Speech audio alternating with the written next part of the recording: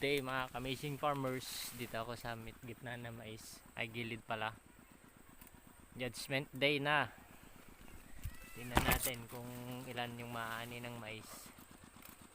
1.2 hectares na Decalb 8282S at saka Pioneer 3585 dito sa may Rizal, Kalinga.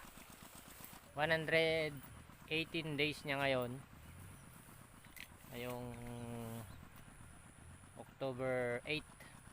Ayan, 118 days. Balak ko pa sanang iabot ng Sabado next week.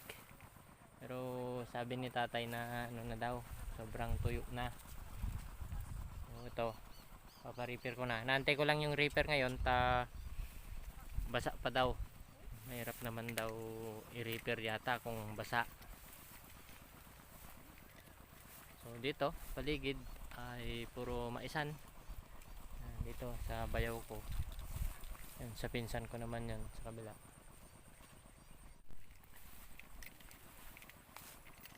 Ayan. Kita pa rin yung bakas ng kinainan ng uod. Oh. So, malalaki yung bunga. Ay, maganda. Ayan o. Ang ganda. Pero hindi sa akin yan. Ito hindi rin sa akin. Ito Pioneer 3585. Sa pinsan ko naman ito. Halata din na kinawawa din siya ng uod. So, kita nyo na yung dry doon, yan yung sa akin. Halos maisan dito. Talaga. Yan.